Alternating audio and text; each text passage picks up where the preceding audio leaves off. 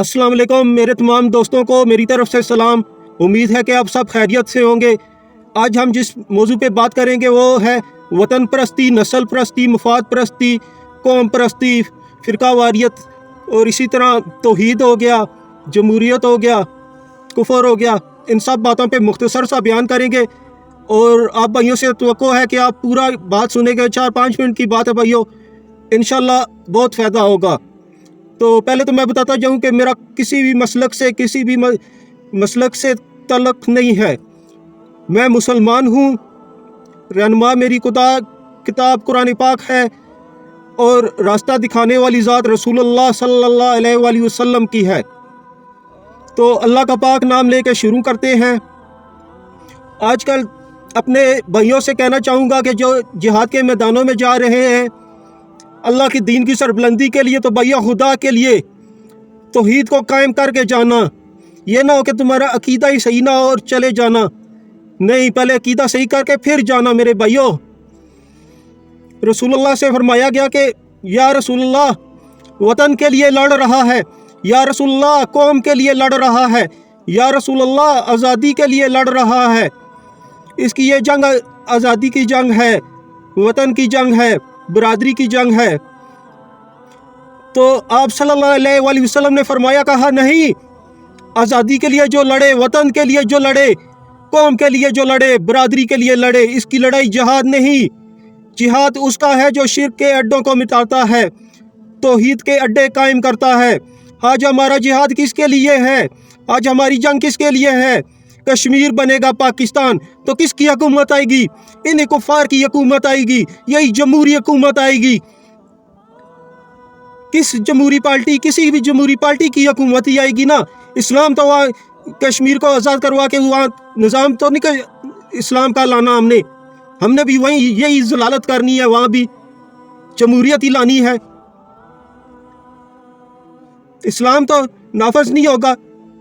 यह जमहूरियत कुफर है। इलेक्शन में हिस्सा लेना हराम है, इसे कोई हराम समझता ही नहीं है। और इसी जमहूरियत की हुकूमत को बनाने के लिए वहाँ बंदे भी मरवाओ, जाने भी दो, माल भी दो, इज़्ज़तें भी लुटवाओ और नारे लगवाओ कश्मीर बनेगा पाकिस्तान। किसके लिए?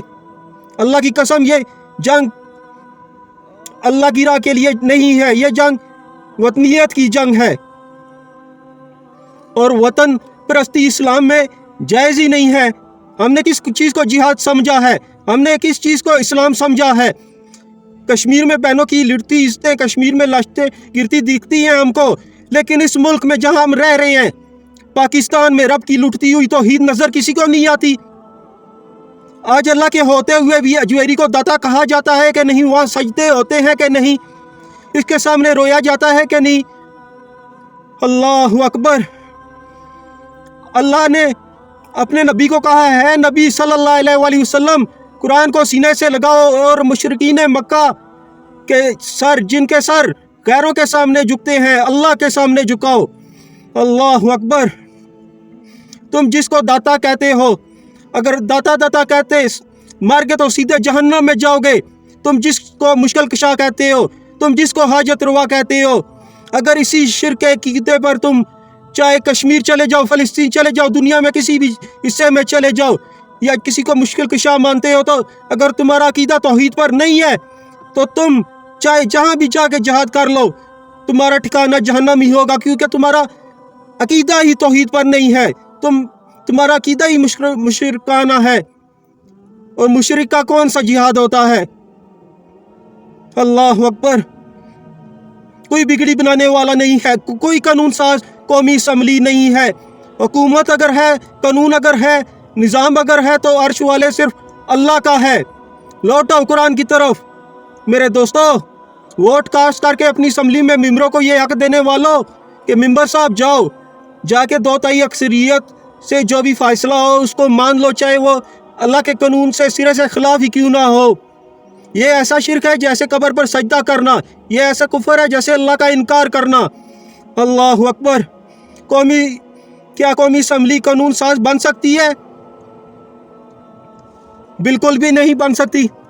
और वहाँ बेगैरत बैठे हुए कह देते हैं जी दीन, सियासत में भी तो दीन है, ये है वो है, उल्टी सीधी बातें।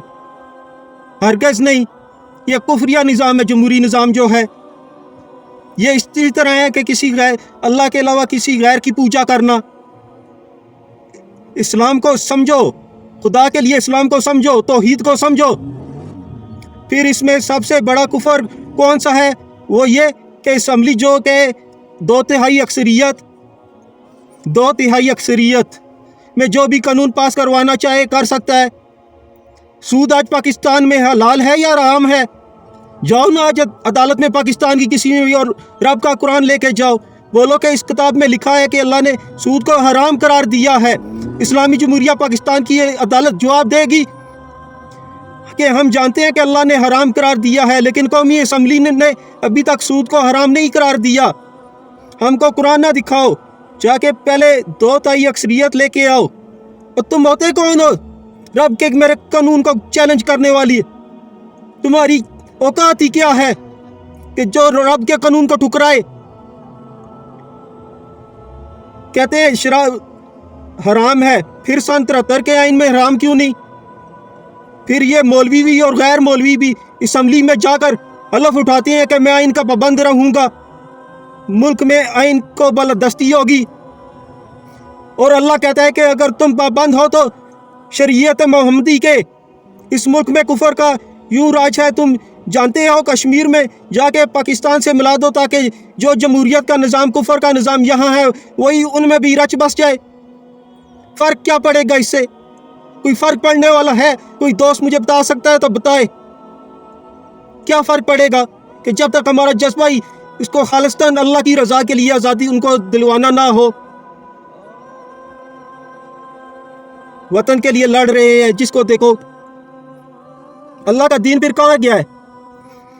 دوستو مجھے معاف کرنا، میری باتیں کڑوی ضرور ہیں، لیکن کبھی کبھی کڑوی ڈوز تھوڑی دینی پڑے.